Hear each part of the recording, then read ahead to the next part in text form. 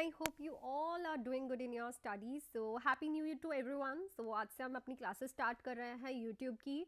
So thank you so much, very heartily thankful to all of you. Last year ही मैंने अपना YouTube channel start किया था और बहुत ही अच्छा ग्रो किया. आप लोगों ने बहुत ही सपोर्ट दिया है. हमारे बैचेस भी लास्ट ईयर ही स्टार्ट हुए थे और उन बैचेस से बहुत से बच्चों ने सक्सेस जो है 2023 में ली है. So thank you everyone supporting me और मेरे कंटेंट को प्यार देने के लिए. एक अच्छी खुशखबरी आप लोगों के लिए लेके आई हूँ कि आज से 2 वीडियोस आया करेंगी. वन लाइनर क्वेश्चंस की वीडियो जो है वो 12 PM आया करेगी. सिनेरियो स्किल बेस्ड क्वेश्चंस की 3 PM आया करेगी.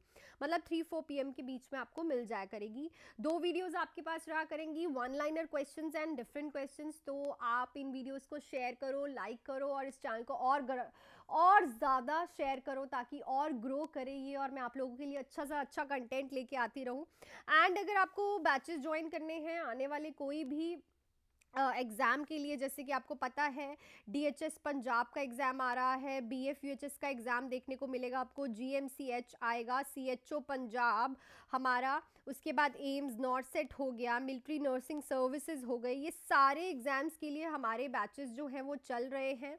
आप बैच को ज्वाइन कर सकते हैं 7973244089 पे कॉल या फिर मैसेज करके बच्चों. मैं खुद स्टडीज़ करवाती हूँ.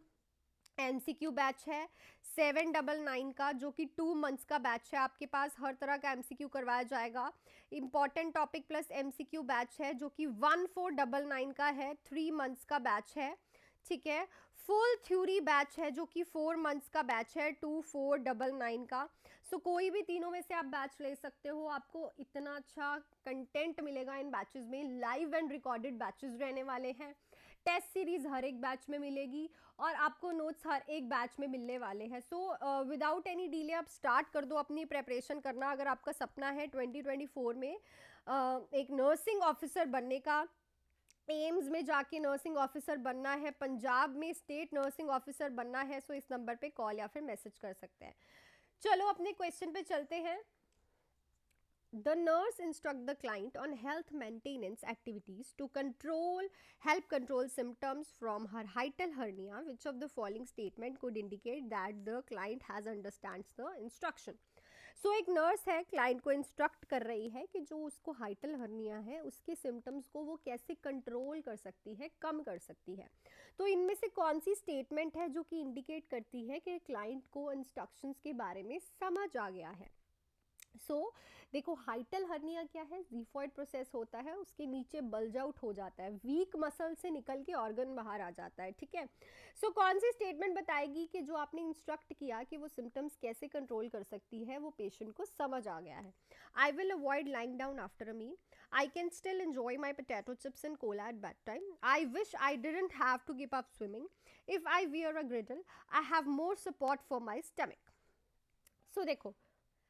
देखो हाइटल हर्निया है. हाइटल हर्निया क्या होता है कि आपकी जीफॉइड प्रोसेस के नीचे ना बल्ज आउट हो जाता है, वीक मसल से निकल आते हैं ऑर्गन्स बाहर. तो ऑब्वियसली आप देखो सारे अगर आप ऑप्शंस देख रहे हो तो लास्ट वाले ऑप्शन तो बिल्कुल ही गलत है कि वो अगर ग्रीडल डालेगा तो उसको सपोर्ट मिलेगी, नहीं मिलती. स्विमिंग से इसका कोई लेना देना नहीं है. अगर वो बेड टाइम पे खाना खाएगा तो उससे फिर अनकंफर्टेबल फील होगा. और I'll avoid lying down after a meal is a good statement by the patient. अगर वो ये बोलता है तो इट मीन्स उसे समझ आ गया है कि वो हाइटल हर्निया के सिम्टम्स को कैसे कंट्रोल कर सकता है. हाइटल हर्निया में यही होता है कि आपको खाना खाने के बाद एकदम से लेटना नहीं होता, बिकॉज खाना स्लोली जाता है और बल्ज आउट फील होता है और पेशेंट को डिस्कम्फर्ट और पेन होती है. अगर वो ये स्टेटमेंट बोलेगा तो इट मीन्स कि उसको समझ आ गया है कि वो अपने आप को सिम्टम से कैसे कंट्रोल कर सकता है. Option first is right. Next है, which of the following health promotion activities would be appropriate for the nurse to suggest that the client with cirrhosis add to the daily routine at home? एक health care promotion activity आपको nurse को, patient को बतानी है. उसको cirrhosis of liver है ताकि वो अपनी डेली रूटीन होम की एक्टिविटीज़ में उसको ऐड कर सके. ठीक है, डेली रूटीन में घर में ऐड कर सकते हैं, एक्टिविटीज़ में नहीं ऐड कर सके, ताकि उसकी जो एक्टिविटीज़ हैं वो प्रमोट हो चुके, ताकि वो फिजिकली एक्टिव रहे, तो वो डेली रूटीन में क्या ऐड कर सकता है। सिरोसिस ऑफ लीवर क्या होता है, ध्यान से क्वेश्चन को समझा करो बिना स्किप किए, ताकि आपको अगर मैं कुछ और भी बताऊं जो आपको नहीं पता वो समझ आ जाए। लीवर सिरोसिस का मतलब होता है, देखो सेल्स से क्या बनते हैं, टिश्यूज, टिश्यूज से क्या बनते हैं, ऑर्गन्स, ऑर्गन से क्या बनते हैं, सिस्टम। सो देखो अब सेल्स की ही डिस्ट्रक्शन होने लग जाती है सिरोसिस ऑफ द लिवर में, जिससे पेशेंट के लिवर के जो टिश्यूज हैं वो ही खराब हो जाते हैं, तो लिवर के फंक्शंस जो है वो डिस्टरप्ट हो जाते हैं। ठीक है, अब देखो क्या होगा कि अगर पेशेंट को सिरोसिस ऑफ लिवर है तो अब आप उसको क्या बोल सकते हो ताकि जो एक्टिविटीज है उसकी वो प्रमोट हो। ऑप्शन है supplements the diet with a daily multivitamin, limit daily intake alcohol, take a sleeping pill at bed time, limit contact with other people whenever possible. So अगर आप ध्यान से क्वेश्चन देखो तो क्या होता है, सिरोसिस ऑफ द लीवर में कभी भी लिमिट नहीं करनी, हमेशा अवॉइड करनी है अल्कोहल, लिमिट नहीं अवॉइड, क्योंकि सिरोसिस हो चुका है, अगर वो थोड़ी सी भी लेगा तो उस सिचुएशन को और विग्रेस कर देगा। कोई भी पिल आपको नहीं लेनी बेड टाइम पे, क्योंकि इससे लीवर पे लोड इंक्रीज होगा और विदाउट प्रिस्क्रिप्शन आप नहीं ले सकते। लिमिट कॉन्टैक्ट, ये कौन सा कोई कम्युनिकेबल डिसीज है, it is not communicable disease, तो आपको कुछ भी लिमिट नहीं करना, आप किसी से भी मिल सकते हो, बस एक हाइजीन मेंटेन करके रखना है, क्योंकि इन्फेक्शन होने के चांसेस होते हैं।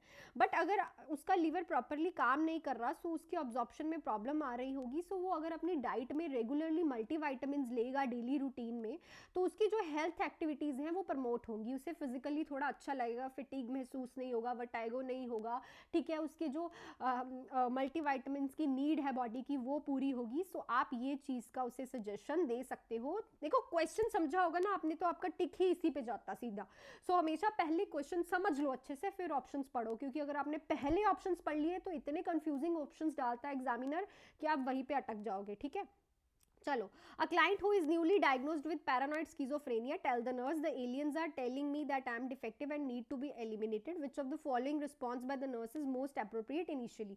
तो अभी अभी न्यूली डायग्नोज हुआ है पैरानॉइड स्किजोफ्रेनिया से एक पेशेंट, ठीक है, नर्स उसको वो बताता है कि एलियंस आ रहे हैं और मुझे बोल रहे हैं कि मैं डिफेक्टिव हूँ, मैं खराब हूँ और मुझे खत्म हो जाना चाहिए। ठीक है, तो नर्स अब इनिशियली क्या रिस्पॉन्स करेगी, इनिशियली इसलिए लिखा है क्योंकि न्यूली डायग्नोज्ड है, अभी स्टार्टिंग में ही वो आपको ये आके बता रहा है। पैरानॉइड स्किजोफ्रेनिया क्या होता है कि पेशेंट बहुत शक वहम करता है, तो रिस्पॉन्स भी उस बिहाफ पे होना चाहिए आपका।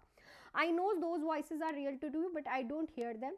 You are having hallucination as a result of your illness. I want you to agree to tell staff when you hear this voice. Your medication will help you control these voices you are hearing. So देखो ध्यान से अगर आप options पढ़ो तो पहला option तो बिल्कुल ही गलत है। कभी भी पेशेंट को ये नहीं बोलना कि मुझे नहीं सुनाई दे रहा, मुझे पता है कि तुम्हें सुनाई दे रहा है, तो वो बोलेगा ये मेरे को क्यों ऐसा बोल रहा है, मे बी यही वो एलियन है, ये शायद मेरे सामने ऐसा बिहेव करने की कोशिश कर रहा है। सो कभी भी सस्पिशियस पेशेंट के सामने ये नहीं बोलना तुझे तुझे सुनाई दे रहा है पर मुझे नहीं दे रहा, इट्स उसको और उसमें डाल देगी शक में। ठीक है, you are having hallucinations result of your illness, उससे अगर ये पता होता कि वो बीमार है तो वो hallucinations को रिस्पॉन्स ही नहीं करता, उसे hallucinations आती ही नहीं। सो ये तो बिल्कुल ही गलत हो गया, क्योंकि ये रिस्पॉन्स नहीं है, ये आप उसे नॉलेज देने चले गए और नॉलेज भी उस पेशेंट को देने चले गए जो पेशेंट मेंटली इल है। दूसरा, your medications will help you control, देखो मेडिकेशंस अभी टाइम लेंगी, बिकॉज स्टार्ट ही हुआ है, उसका कोर्स भी अभी स्टार्ट हुआ होगा, सिर्फ 10 से 15 दिन लगते हैं प्रॉपरली इफेक्टिवनेस दिखने में। तो अगर आप उसे आज ही बोल दोगे ना, रोज रोज वो आपको आके बताएगा ही नहीं। सो इससे अच्छा आप बोलो कि मैं एग्री करता हूँ तुम्हें जो सुनाई दे रहा है, पर जब जब तुम्हें हेलुसिनेशंस आए तुम्हें स्टाफ मेंबर को बताना है। क्यों बताना है भाई, क्योंकि यहाँ पे एलिमिनेट लिखा है, कल वो ये भी बोल सकता है, हेलुसिनेशन उसे ऐसी भी आ सकती है कि जाके उस पेशेंट को मार दो, ठीक है, उस पेशेंट पे हमला कर दो, खुद को हार्म पहुंचा लो, वो नाइफ उठा लो। सो इससे पहले ही अवेयर होने के लिए हमें उसको कहना है कि जब भी हेलुसिनेशन सुनाई दे तो तुम्हें स्टाफ मेंबर को बताना है। सो रिस्पॉन्स कौन सा बिल्कुल सही रहेगा, ऑप्शन नंबर 3। चलो क्वेश्चन समझो, सब हो जाएगा, क्वेश्चन नहीं समझोगे कुछ नहीं होगा। नेक्स्ट है, when caring for a client diagnosed with delirium which condition the most important for the nurse to investigate. तो जब किसी पेशेंट को डिलीरियम हुआ है, डिलीरियम आपको पता है ओल्ड एज में ज़्यादा देखने को मिलता है, रिवर्सिबल है, ठीक हो जाता है, क्लाउडीनेस ऑफ कॉन्शियसनेस होता है। तो मोस्ट इंपॉर्टेंटली आपको क्या इन्वेस्टिगेट करना है, cancer of any kind, impaired hearing, prescribe the drug intoxication, heart failure. So obviously अगर हम उस पेशेंट्स को ड्रग चलाते हैं, ब्रेन की ड्रग्स होती हैं इंटॉक्सिफिकेशन जल्दी हो जाता है। सो सबसे ज़्यादा इंपॉर्टेंट ये रहेगा आपको नोटिस करना, ये सारी भी करनी है बट इंपॉर्टेंट क्या है मोस्ट, ड्रग्स इंटॉक्सिफिकेशन, क्योंकि डिलीरियम की जो ड्रग्स होती हैं उनकी इंटॉक्सिफिकेशन जल्दी हो जाती है। ठीक है, चलो नेक्स्ट क्वेश्चन पे चलते हैं। डिमेंशिया और डिलीरियम से बहुत क्वेश्चंस आते हैं, दोनों ही बहुत इंपॉर्टेंट है। डिलीरियम जो है वो रिवर्सिबल है, मतलब ठीक हो जाता है, और डिमेंशिया जो है इरिवर्सिबल है, मतलब वो ठीक नहीं होता, वो प्रोग्रेस करता है। क्वेश्चन डिमेंशिया वाला आया है। While assessing a client diagnosed with dementia, the nurse notes that her husband is concerned about what he should do when she use vulgar language with him. The nurse should.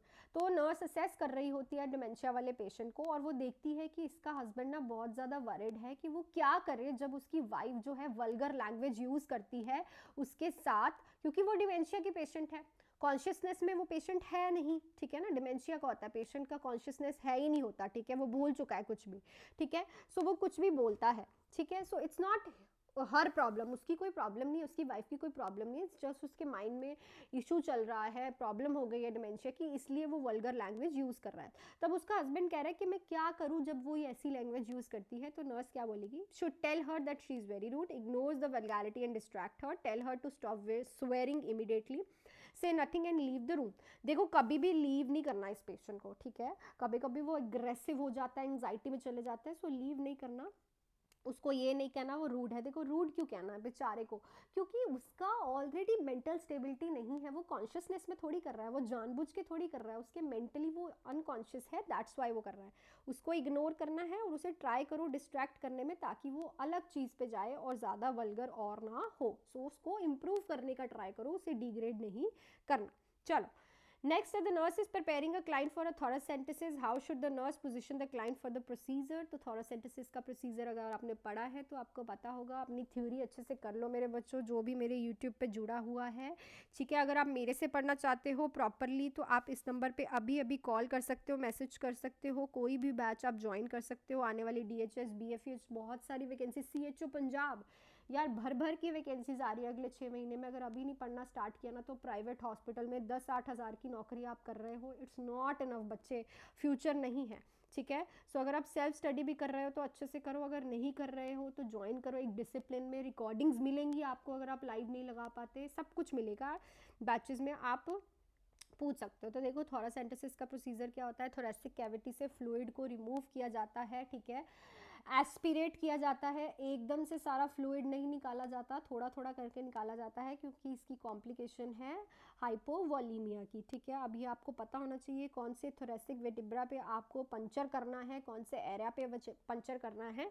सो अगर आपने properly ये procedure याद किया है तो कौन सी position पे आप इस प्रोसीजर को दोगे पेशेंट को। Supine with the arms over the head, Sims position, prone position without a pillow, sitting forward with the arms supported on the bed side table. So इस क्वेश्चन का आंसर आप मुझे फटाफट से कमेंट सेक्शन में लिख दो, सबको रिप्लाई करूंगी कि इसका आंसर बिल्कुल सही है। ठीक है, और कमेंट सेक्शन में लिखा करो, इससे आपका जब आपको पता चलता है आपका सही है आंसर तो आपको एक कॉन्फिडेंस गेन होता है। नेक्स्ट है, client receive morphine for a post operative pain, which of the following assessment should the nurse include in a client plan of care. So एक क्लाइंट को मॉर्फिन चल रही है पेन के लिए ऑपरेशन के बाद, मॉर्फिन एक स्ट्रॉन्ग एनाल्जेसिक है, इससे बहुत क्वेश्चन आते हैं। ठीक है, तो कौन सी assessment nurse plan of care में क्लाइंट की इंक्लूड करेगी, मॉर्फिन की। Take apical heart rate after each dose of morphine, assess urine output every 8 आवर्सली, check mental status every shift, check for pedal edema every 4 आवर्सली। So देखो इसमें क्या होता है, जो मॉर्फिन का एक साइड इफेक्ट है common, that is urine retention. लिख लो, एक नोटबुक और पेंसिल लेके बैठा करो अपने साथ अगर कुछ नया आपको देखने को मिलता है, यूरिन रिटेंशन। ठीक है, सो असेस करना है आपको यूरिन आउटपुट एवरी 8 आवर्ली। क्यों, क्योंकि इससे आपको पता चल जाएगा कि अगर यूरिन आउटपुट कम आ रहा है तो यूरिन रिटेंशन हो रहा है, जिससे आपको पता चल जाएगा मॉर्फिन बॉडी में साइड इफेक्ट कर रही है। एक यूरिन रिटेंशन होता है, एक होता है रेस्पिरेटरी डिस्ट्रेस। ठीक है, सो अभी रेस्पिरेटरी डिस्ट्रेस का यहाँ पे कुछ नहीं है, यहाँ पे सिर्फ असेस करने का आ रहा है यूरिन आउटपुट। सो अर्ली तो यूरिन आउटपुट रिटेंशन ही होता है, सो ये आप टिक करोगे इसमें। So option second is right. So that's it for this video. I hope कि क्वेश्चंस आपने एंजॉय किए हों और अच्छे से आपको क्लियर हो गए हों। सबसे पहले प्लीज़ वीडियो को लाइक कर दो, शेयर कर दो अपने फ्रेंड्स के साथ, और इस चैनल को सब्सक्राइब कर लो। कल से रोज़ 2 वीडियोस आपको देखने को मिलेंगी, एक सुबह एक शाम। सुबह आएगी वन लाइनर क्वेश्चंस की, शाम को आएगी scenario skill based and practical questions की। और अगर आप मेरे से बैचेस ज्वाइन करना चाहते हो, मेरे साथ पढ़ना चाहते हो, तो आप पढ़ सकते हो इस नंबर पे कॉल या फिर मैसेज करके। हमारे पास जो बैचेस है वो है MCQ batch, important topic plus MCQ batch, and हमारा फुल थ्योरी जो कि है मास्टर स्ट्रोक बैच, जिसमें आपको हर एक चीज़ डिटेल में करवाई जाती है, प्लस MCQ बैच है हमारा ओनली 799 में, 2 मंथ्स का बैच है ये, ठीक है। Important topic plus MCQ batch है 1499 में, 3 मंथ्स का बैच है ये। फुल थ्योरी हमारा ओनली 2499। इतने अफोर्डेबल बैचेस उन्हीं बच्चों के लिए हैं जो कुछ करना चाहते हैं और उनको ये बहाना नहीं है कि मैम बहुत महंगे बैचेस हैं, ये है। सो ये अफोर्ड कर सकते हो। सो आप ज्वाइन कर सकते हो इस नंबर पे कॉल या फिर मैसेज करके। So all the best, do hard work और पढ़ो, बहुत सारी वैकेंसीज आपके सामने आने वाली हैं। So thank you so much, मिलती हूँ कल की अगली 2 वीडियोज़ में। Thank you so much, all the best.